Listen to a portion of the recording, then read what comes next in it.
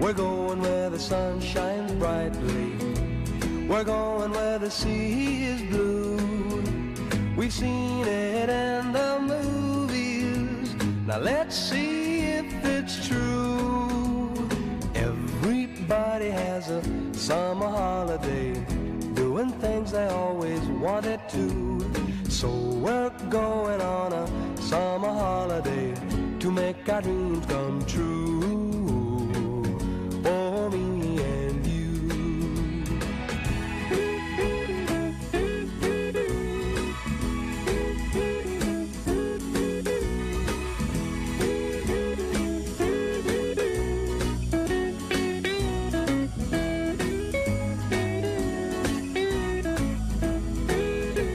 We're going where the sun shines brightly. We're going where the sea is blue. 저희가 원하는 부분은 서로 대화를 할 수 있도록 상생 협의, 체를 구성할 수 있도록 서로 이 테이블에 나와서 논의를 하자라고 하는 부분을 저희는 이제 계속 주장을 하고 있고요. 그들도 이 협의체 구성한 부분을 인정하고 저희 생계조합과 정상적으로 협의를 진행했으면 좋겠다라는 말씀을 드립니다. Now let's see if it's true. Everybody has a summer holiday, doing things they always wanted to. So we're going on a summer holiday to make our dreams come true. 용인이 전 세계적으로 가장 훌륭한 반도체 인프라스트럭처를 가진 도시 중에 하나입니다. 그리고 이런 클러스터 효과라는 것도 들으셨을 것 같은데요. 관련된 회사들이 잘 모여서 시너지를 창출하려면 산업 전체의 경쟁력이 있습니다. 한국의 경기도 남부가 세계 최고의 반도체 클러스터 중에 하나입니다. 비교할 만한, 할 수 있는 곳이 대만의 신주 중심의 대만의 반도체 클러스터가 있어요. 거기도 상당히 잘 되고 있고, 이만큼 또 한국도 상당히 잘 되고 있고, 한국의 경기 남부의 경쟁력 반도체 클러스터를 잘 발전시키는 미래에 한국의 30년, 50년의 건강한 될 거라고 생각합니다.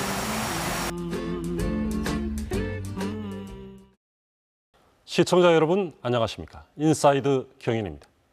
경기도는 삼성전자와 SK하이닉스 등 반도체 기업과 인력이 집중된 국가 반도체 산업의 핵심 지역입니다. 반도체 산업을 둘러싼 글로벌 패권 경쟁이 갈수록 치열해지는 가운데 용인에는 세계 최대 규모의 반도체 메가 클러스터가 조성되고 있습니다. 오늘 인사이드 경인은 경기 남부 반도체 벨트의 현재와 미래에 대해서 이야기 나눠보겠습니다. 한국 반도체 산업협회 안기현 사무국장님 나오셨습니다. 예, 안녕하십니까. 네. 그리고 가천대학교 반도체 교육원장 맡고 계신 김용석 석좌 교수님 나오셨습니다. 반갑습니다. 네, 안녕하세요. 네, 먼저 김용석 교수님. 경기도 용인 이천에서부터 시작해서 화성, 오산, 이 평택으로 이어지는 이 반도체 벨트가 국내 반도체 산업의 핵심 지역으로 자리매김하고 있습니다. 경기 남부권이 이렇게 한국의 반도체 산업으로 이 벨트로 성장할 수 있었던 계기는 뭐라고 보십니까? 예, 그 최적의 입지 조건을 가지고 있습니다. 그러니까 수도권에서 이제 가깝기 때문에요. 교통, 물류 또는 뭐 전력 용수 공급이 굉장히 원활하고요. 또 수도권에 있기 때문에 이제 우수 인력의 공급이 굉장히 또 쉽습니다. 근데 사실 진짜 중요한 거는 삼성의 이제 이명철 회장 그리고 이제 현대전자 지금 SK하이닉스의 이제 전신이죠. 현대전자의 정종 회장이 굉장히 치열하게 경쟁을 하셨습니다. 이제 그러면서 이제 1983년도 제가 이제 삼성에 입사할 그 시기인데요. 그때 이제 삼성은 기흥에 이제 공장을 짓기 시작했고 또 현대전자는 이천에 공장을 짓기 시작했습니다. 그래서 두 대기업이 이제 반도체 사업을 본격적으로 시작을 했고 그러면서 이제 그 주변에 소부장 기업들이 이제 많이 생기게 되고 그러면서 이제 자연스럽게 반도체 벨트가 형성됐다 이렇게 말씀드릴 수 있습니다. 네, 경기도의 이 반도체 산업 실태 조사를 보면은 이 국내 반도체 산업 부가가치의 83% 그리고 출하액의 77%가 경기도에서 나옵니다. 종사자 수도 3분의 2에 육박하고요. 이 경기 남부 이 반도체 벨트의 이 도시별 기업의 분포나 이 주력 분야 한번 정리해 볼 수 있을까요? 예. 경기도에는 이제 지역별로 또 분야별로 전문화된 기업들이 많이 있습니다. 화성 평택에는 이제 삼성전자 파운드리 또 메모리 이제 라인이 있고요. 또 이천에는 SK 하이닉스 메모리 라인이 운영되고 있습니다. 이 소재 부품은 수원, 안산, 평택, 오산에 걸쳐 있고요. 이 회사들은 어떤 게 있냐면 SK 머터리얼즈 또는 동진 세미컴, 솔브레인 또는 한솔 케미컬 이런 회사가 있고요. 또 장비 업체로는 이제 용인에 한미 반도체가 있고요. 또 화성에는 ASML 코리아라든가 또는 랩 리서치 코리아 또는 도쿄 일렉트로닉 코리아 등 세계 최고의 장비 기업들이 한국 지사를 가지고 있습니다. 또 후공정 업체로는 이제 안성에 LB 세미콘 등이 있고요. 또한 그 판교에는 많은 패밀리스 기업들이 있기 때문에 특히 시스템 반도체 설계에 굉장히 중요한 역할을 하고 있습니다. 판교가 이 설계에는 또 예, 그렇습니다. 예. 네, 알겠습니다. 네, 안 국장님, 지난달 수출을 보면은 전체 수출 608억 달러 가운데 반도체가 이 147억 달러로 24%, 4분의 1에 육박하면서 우리나라 수출을 견인했습니다. 이 7월 수출도 이제 역대 최대 실적이라고 하는데 이 반도체 이 산업의 슈퍼 사이클이 시작됐다 이런 평가도 나오는데 어떻게 보십니까? 예, 그 반도체 가격은 시장에서 결정이 나는데요. 수요가 많아질 때는 물량도 많아지고 가격도 높아집니다. 그러면 이제 업황이 좋아서 전체적으로 시장이 커지죠. 근데 수요가 없을 때는 떨어집니다. 그게 이제 사이클인데요. 그 2000년 이전에는 반도체가 가장 많이 쓰이는 곳이 컴퓨터입니다. PC입니다. 그러니까 PC를 많이 살 때는 가격이 높아지고 적게 살 때는 가격이 떨어지는데요. 이 주기가 4년이었습니다. 4년에 한 번씩 PC를 사니까 반도체 사이클이 4년에 한 번씩 온다. 4년 주기로 온다. 그렇게 했는데요. 2000년 넘어서는 그게 좀 깨졌습니다. 왜냐하면 반도체가 들어가는 게 PC뿐만 아니고 2000년 이후에 디지털 혁신, 디지털 기기들이 많이 만들어져서 그 디지털 기기에 반도체가 다 대부분 들어가거든요. 그러니까 주기가 없어졌습니다. 2000년 이후. 주기가 없어졌고요. 그리고 2016년 이후에 또 빅데이터 시대가 오면서 또 수요가 많아졌습니다. 그러면서 이제 가격이 좋았고요. 그리고 2020년 코로나 되면서 이제 비대면이니까 또 PC 많이 사니까 또 올라갔고요. 지금은 AI 시대가 와서 반도체가 많이 필요로 해졌습니다. 그래서 수요가 또 높아져서 지금 시장이 굉장히 커졌는데요. 앞으로 뭐 이런 추세는 계속 될 걸로 그렇게 전망은 하고 있습니다. 네, 알겠습니다. 교수님, 지난해 9월만 해도 이 모건 스탠리의 반도체 겨울 전망이 우리 시장에 큰 충격을 줬었습니다. 그리고 최근에 이 반도체 수출 증가는 이 미국의 이 관세 불확실성에 따른 밀어내기 물량에 따른 효과라는 이 분석도 나오는데 교수님께서는 이 슈퍼사이클 진입 어떻게 보십니까? 사실 이제 반도체 슈퍼사이클의 이제 지속 여부는 이제 AI 수요, 그 다음에 거기에 따르는 이제 인프라의 이제 투자, 이게 이제 결국 변수가 될 것 같은데요. 저는 이제 상당히 긍정적으로 보고 있습니다. 제가 이제 이동통신 시대가 시작된 그 IMT 2000을 이제 경험을 했는데요. IMT 2000도 처음에 시작할 때는 이제 사실 네트워크 장비들, 그러니까 기지국이죠. 기지국을 계속해서 이제 투자하는 이제 그런 형태가 되는데 그게 어떻게 보면 이제 데이터 센터의 투자거든요. 그래서 지속적으로 데이터 센터의 투자가 필요할 거로 보고 있고요.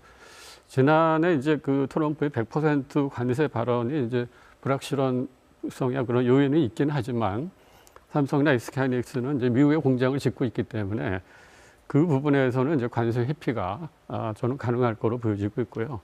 그래서 이제 결국 그 트럼프 행정부의 이제 정책에 어떤 불확실성이 있다 하더라도 AI의 그 수요가 계속 증가하기 때문에 슈퍼사이클을 계속 가져가는 그런 그 동력이 있을 거라고 저는 생각이 듭니다. 네, 교수님. 그런데 이 슈퍼사이클 진입 여부와는 별개로 이 반도체 산업은 우리의 핵심 산업이고 지속적으로 이 경쟁력을 강화해야 할 텐데요. 이 반도체 산업의 중요성, 왜 중요한지 한번 설명 부탁드립니다. 반도체 산업은 특히 뭐 저희 그 한국에 있어서는 절대적으로 이제 중요하고요. 그러니까 수출이 한 20%를 차지하고 있으니까요. 그리고 이제 사실은 AI 시대를 열 수 있었던 거는 이제 반도체의 힘이었던 거고요. 그렇기 때문에 이제 이 AI 시대에 어떻게 보면은 큰 대전환이 지금 이제 시작이 됐는데, 그러다 보니까 결국은 그 AI 시대를 지속할 수 있는 AI 반도체, 또 거기 반도체에서는 이제 결국은 엔비디아가 주도하는 서버향의 어떤 반도체도 있을 수 있고요. 그 다음에 이제 낱말이라든가 이런 쪽에 들어가는 제조하고 관련된 온디바이스 AI 반도체들이 있고, 거기에 이제 관련돼서 필요로 하는 각종 메모리들이 있는데, 특히 이제 우리 한국은 그 HBM을 베이스로 하는 결국 그 이 반도체 산업에서의 어떤 주도권, 이거를 계속 가져가야 된다고 보고 있고요. 그런 측면에서도 우리한테는 굉장히 중요하다, 이렇게 말씀드릴 수 있습니다. 네, 안 국장님, 반도체가 이만큼 중요하기 때문에 미국도 이 노골적인 이 반도체 패권 행보를 보이고 있는데, 트럼프 대통령이 최근에 그 반도체 품목 관세율을 200에서 300%를 언급을 했고요. 또 위기에 빠진 인텔을 구하기 위해서 정부가 직접 인수할 수 있다, 이런 그 방안도 거론이 되고 있는데, 우리에게도 직접 영향이 미칠 텐데 어떻게 보십니까? 사실은 이제 아까 김영수 교수님께서 말씀하셨는데요. 반도체가 굉장히 중요합니다. 그러니까 반도체가 없으면 그 나라의 첨단 제조업이 발전하기가 어렵게 돼 있습니다. 옛날에는 반도체를 쉽게 구했는데요. 지금은 반도체를 쉽게 구할 수 없습니다. 그래서 구할 수 없기 때문에 지금은 만들어서 써야 됩니다. 그래서 미국이 목적으로 하는 것은 미국 내 반도체 시설이 만들어야 되고, 그 시설에서 나온 반도체가 미국 기업이 사용해야 되는 거거든요. 그래서 투자 유치가 목적인데요. 관세도 투자 유치가 목적입니다. 그래서 이 반도체를 대상으로 하는 관세 정책은 투자 유치가 목적이고요. 그래서 관세율이 얼마나 정해질 거냐, 이게 상당히 궁금했는데요. 사실은 이전에 한 15% 정도 정하겠다, 유럽하고는 얘기가 됐습니다. 우린 최애국이니까 15% 이하로 되겠다라고 생각하고 있었는데 갑자기 100% 나왔고요. 지금 300% 나왔습니다. 네. 어떻게 될지 잘 모르잖아요. 근데 단 우리의 희망은 100%를 얘기할 때 제외되는 기업을 얘기를 했습니다. 미국에서 생산하거나 생산 계획이 있는 기업은 100% 관세에서 제외한다라고 되어 있기 때문에 우리는 이미 삼성이나 SK 하이닉스가 미국에 투자를 했거나 또는 할 계획을 갖고 있는 기업입니다. 그래서 관세율이 많이 매겨져도 그런 조건에 우리가 해당되기 때문에 해당되면 관세 문제는 없거든요. 그래서 기다리고 있는 중인데 어떻게 될지는 잘 모르겠습니다. 어쨌든 미국이 투자 유치를 위해서 생겨난 거니까 우리는 투자를 했기 때문에 그 부분에서 좀 제외되는 게 맞는 거 아닌가, 그렇게 얘기도 했기 때문에 기다리고 있는 중입니다. 네, 지금 안 국장에서 관세율은 아직 네. 미정이기 때문에 잘 모르겠다 말씀을 하셨는데, 교수님, 이렇게 관세 불확실성이 커지고 있는데 우리 그 반도체 산업의 대응 전략 어떤 게 있을까요? 저희 그 반도체 산업의 어떤 큰 방향은 결국 이제 AI가 만들어낸 그 슈퍼사이클에 저희가 올라타야 되는 거가 가장 중요할 것 같고요. 특히 이제 우리나라는 이제 제조업이 강한 나라이기 때문에 결국은 많은 제품들이 이제 생산되고 있는데, 그 제품의 차별화를 하기 위한 그런 어떤 그 온디바이스 AI 반도체에 집중해서 저희가 이제 특히 우리가 좀 상당히 부족한 부분이 이제 시스템 반도체 설계 쪽인데요. 그 설계 쪽을 좀 더 강화하는 그 전략이 필요하고요.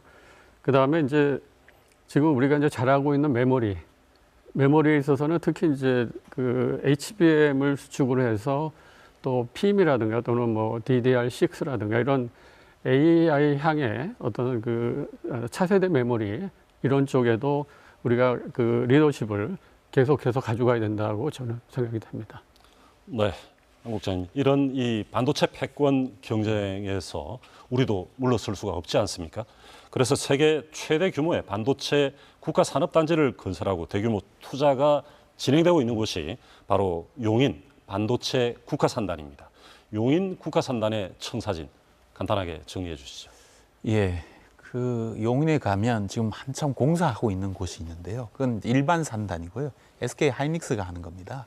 또 그 옆에 주소로 남사면이라고 돼 있는데요. 그건 국가산단입니다. 국가가 개발해서 공장을 짓는, 그러니까 삼성전자가 공장을 지을 수 있게 하는데요. 전체 통틀어서는 1143 스퀘어미터. 평으로 보면 한 350만 평 정도 됩니다. 국가산단과 일반 산단 예, 다 합쳤을 합쳐서 때. 예, 예. 전체 합치면 여의도의 한 2.5배 정도 됩니다. 굉장히 큰 규모. 그러니까 메가 클러스터라고 표현을 합니다. 그래서 일반 산단, SK 하이닉스가 한 일반 산단은 건물을 짓고 있습니다. 4개의 공장이 들어서는데 건물을 짓고 있고요. 일반 산단 SK 하이닉스는 2027년, 지금 건물을 짓고 있기 때문에 2027년에 생산을 시작한다. 이렇게 돼 있고요. 국가 산단은 지금 부지 매입을 하고 공장을 지어야 되니까 이 계획은 2030년이 생산입니다. 아직 시간 좀 남아 있습니다. 그래서 이게 다 구축이 되면 전 세계에서 반도체 제조 집적 그 규모로 보면 가장 이 집적도가 높은 그런 이 랜드마크가 된다. 이런 목표를 갖고 있습니다. 네. 이 용인의 국가산단 그리고 일반 산단을 합쳐서 용인의 이제 반도체 메가 클러스터라고 할 수 있는데 예. 이 메가 클러스터가 성공하기 위해서는 무엇보다 물과 전력 인프라 이제 구축이 시급한데요. 먼저 교수님께서 이 반도체 이 생산 공정에서 물이 굉장히 중요하다라고 하시는데 왜 그렇습니까? 예, 그 반도체 우리가 이제 식물도 반도체처럼 그 물을 먹고 자랍니다. 그래서 이 반도체는 이제 이른바 이제 우리가 8대 공정이라고 하는 굉장히 많은 공정을 반복적으로 우리가 이제 거치게 되는데요. 그 웨이퍼에 이제 묻은 그 불순물 그거를 이제 세정을 해야 됩니다. 그러다 보니까 이제 굉장히 물이 많이 필요하게 되는데요. 근데 이때 물은 어떤 미립자라든가 박테리아 이런 것들이 있어서도 안 되는 초순수 물이어야 됩니다. 그러다 보니까 이제 물 분자를 이루고 있는 이제 수소하고 산소, 그러니까 H2O죠. 그것만이 있는 그런 물이에요. 그런 물을 갖고 그 다음에 이제 세정을 하게 되는데 이제 그 이유는 왜 그러냐면 이제 반도체는 우리가 뭐 몇 나노미터 뭐 공정이냐 이런 말을 하지 않습니까? 그래서 이 나노미터 단위로 해가지고 이제 다뤄지기 때문에 이 나노미터라고 하는 게 이제 10분의 1미터니까 굉장히 그 미세한 거죠. 그래서 이제 이러한 이 미세한 데에 어떤 먼지라든가 또는 불순물이 있게 되면 그게 결국은 불량으로 연결이 됩니다. 그러다 보면 이제 결국 수율에 영향을 주게 되거든요. 그래서 이 수율이라는 게 이제 생산품 중에 양품의 이제 비율을 얘기하는데요. 그러다 보니까 이제 물을 이용해 가지고 그런 불순물들을 다 제거해주는 이제 그렇기 때문에 물을 많이 쓰는 거고요. 그거 이외에도 이제 또는 유해 물질이라든가 이제 가스들을 많이 쓰기 때문에 그런 것들을 또 제거해주는 용도로 물을 많이 사용하게 됩니다. 네, 안 국장님, 이처럼 이제 반도체 생산 공정에서 물이 아주 중요한데요. 지금 현재 국가산단 그리고 일반 산단의 용수 이 공급 계획은 어떻게 세우고 있습니까? 먼저 이 둘 다 하나의 용수를 양쪽으로 다 분배하는 건지 아니면 각각 용수 준비를 하고 있습니까? 각각입니다. 네. 예, SK 하이닉스는 어느 정도 준비가 돼 있어서 공급받게 돼 있고요. 국가산단은 2030년부터 공사를 하기 때문에 2030년 기준으로 167만 톤 하루 이렇게 필요한데요. 지금은 77만 톤이 확보가 가능하고 나머지 더 확보를 해야 되는데 다행히 그 지난 5월 달에 환경부하고 수자원공사하고 협약을 맺었습니다. 2031년 기준으로 매일 일당 31만 톤 공급하겠다 추가로 협약을 맺었고요. 그리고 35년 기준으로 일당 107만 톤 추가 공급하겠다라고 되어 있어서 뭐 계획대로 되면 큰 무리는 사실 없고요. 용수 관로도 8당에서 오는데요. 46.9km의 용수 관리를 구축하겠다라고 이제 협약에 또 되어 있습니다. 그래서 계획은 문제는 없으나 계획대로 됐으면 좋겠다. 근데 이게 사실 복잡합니다. 예, 뭐 용수나 전기나 다 여러 지역을 거쳐서 오니까 네. 그 지역을 거쳐서 오는데 이해단체, 이해 충돌이 돼서 계획대로 안 되는 경우도 있기 때문에 이 부분은 많이 도와주셔야 되는 거 아니냐. 국가를 위해서 이해를 해주시고 도와주시고 그렇게 해야 물이 공급돼야 공장이 돌아가거든요. 네. 전기도 마찬가지지만 그래서 그런 부분은 좀 이해와 지원이 필요하다라고 말씀을 드리겠습니다. 네, 이 메가 클러스터의 성공을 위해서는 이처럼 또 물과 함께 전력 공급이 또 중요하지 않겠습니까? 전력 공급은 지금 어떤 계획을 세워놓고 있습니다. 그 반도체 공장은 이제 아시다시피 24시간 내내 이제 가동이 돼야 되거든요. 특히 이제 그 ASML이라고 하는 어떤 노광 장비를 굉장히 유명한 회사인데 그 회사에서 이제 EUV라고 하는 장비를 이제 새로 도입을 하고 있는데 이 장비 같은 경우는 이전에 그 DUV에 비해서 한 10배 이상의 전력량을 필요로 합니다. 그러다 보니까 이제 전력을 많이 쓸 수밖에 없는데요. 그래서 이 대책으로는 이제 단기적으로는 LNG 발전소 이제 건설이 있고요. 그래서 이제 동서 발전, 남부 발전 또는 서부 발전에 약 3기가와트를 공급할 계획으로 있고요. 그러니까 정부는 또 대규모 송전망을 구축해서 지방에서 재생에너지 전력을 수도권으로 끌어오고 또 신규 원전, 또 소형 모듈 원전 계획을 수립하고 있습니다. 네, 알겠습니다. 네, 안 국장님, 우리 이 반도체 기업들의 투자가 본격화되면서 최근 오산시도 주목을 받고 있는데 오산시는 이 반도체 산업 관련해서 소부장, 이른바 그 소재, 부품, 장비 산업 특화를 선언했는데 어떻게 보십니까? 그 오산시의 입지가 이 반도체 도시들 가운데 있습니다. 화성, 기흥, 화성 이 오산 위에 있고요. 네. 그리고 아래로는 평택이 있고요. 요 옆쪽으로는 용인이 있습니다. 네. 그래서 입지적으로는 가장 가운데 있기 때문에 반도체 제조를 도와주기에는 적절한 입지를 갖고 있습니다. 그래서 소재 부품 장비 산업이 오산에 적절한 곳이다. 발전하기에 아주 적절한 곳이다라고 말씀을 드리겠습니다. 네, 그리고 김 교수님, 이 경기도가 추진하는 반도체 산업 성장 지원 계획을 보면은 반도체 관련 인력 양성에 중점을 두고 있습니다.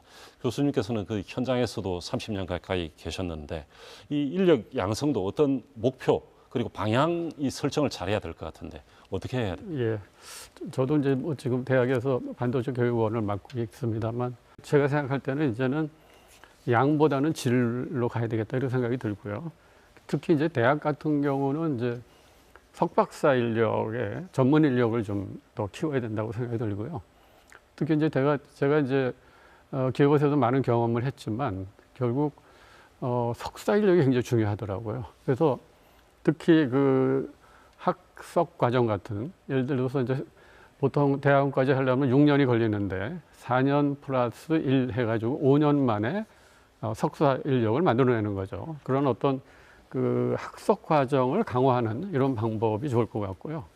그 다음에 이제 전문인력 육성으로는 특히 이제 그 전문 분야별로 해서 대학원을 따로 두는 것도 굉장히 좋을 것 같아요. 그러니까 그냥 일반 대학원 해가지고 거기서 뭐 각종 분야를 다 가르치고 이렇게 하는 것보다는 그래서 이제 예를 들어 설계만을 위한 뭐 아키텍트 설계를 위한 대학원 또는 뭐 소자 공정을 위한 공정대학원 또 패키징 전문 인력을 육성하기 위한 패키징 대학원 뭐 이렇게 전문화된 그런 대학원을 키우는 게 좋겠다 생각이 들고요. 그 다음에 사실 이제 그 기업 양성도 굉장히 중요한데 특히 이제 대기업보다는 중소 중견기업 이런 그 사실 그 엔지니어들은 사실 교육이 그렇게 많지가 않거든요, 기회가. 그래서 정부 차원에서 어떤 그 별도의 진짜 전문 과정을 만들어서 교육을 할 필요가 있다 이렇게 생각이 듭니다. 네, 그리고 안 국장님, 지금 그 경기남부 반도체 벨트에 이제 대규모 투자가 진행되고 있는데 이런 투자들이 성공하기 위해서 업계 입장에서 어떤 정부나 지자체에 바라는 점이 있다면 뭐가 있을까요? 기업은 공장을 지어서 운영하는 곳이니까 뭐 기업 나름대로 또 열심히 합니다. 근데 공장이 운영되게끔 하는 인프라들이 있습니다. 그러니까 물이나 전기나 또는 이제 배수나 이런 것들은 기업이 하는 건 아니기 때문에 이런 것들이 잘 공급될 수 있도록 해야 된다. 이게 첫 번째고요. 그래야 계획대로 투자를 해서 우리가 글로벌로 경쟁할 때 우리가 유리한 입장에 서게 된다라는 거고요. 두 번째는 이게 우리가 지금 경쟁이 굉장히 치열해졌습니다. 그 투자에 대한 경쟁도 치열해졌지만 연구 개발에 대한 경쟁도 치열해졌어요. 그래서 기술력이 사실은 굉장히 중요합니다. 같은 공장을 갖더라도 기술력이 높으면 그 공장의 생산성은 높아집니다. 비싸게 받을 수 있고요. 그러니까 이익을 많이 남길 수 있습니다. 근데 기술력이 상당히 치열한 경쟁인데요. 미국과 일본 사이에 우리가 같이 경쟁을 하고 있는데요. 이런 기술 개발력이 계속 빨리 속도전으로 이 격차를 지금보다 더 넓힐 수 있도록 정부가 도와줬으면 좋겠다라는 거고요. 그렇게 하기 위해서 우리 젊은 연구자들이 열심히 연구할 수 있는 동기부여도 줬으면 좋겠다. 네, 교수님 이제 대담을 마무리할 시간인데요. 지금 우리 반도체 산업을 둘러싼 글로벌 환경이 녹록치 않습니다. 우리 반도체 산업의 전략 어떻게 가져가야 할까요? 저는 이제 대학에 있으니까요. 조금 엔지니어 입장에서 제가 좀 말씀을 좀 드리고 싶은데요. 이제 정말 AI 시대가 열렸고 결국 우리가 AI 대전환 이 시대를 우리가 사실은 잘 이끌고 나가야 됩니다. 근데 과거를 생각해 보면은 우리가 아날로그에서 디지털로 넘어올 때 굉장히 잘했습니다.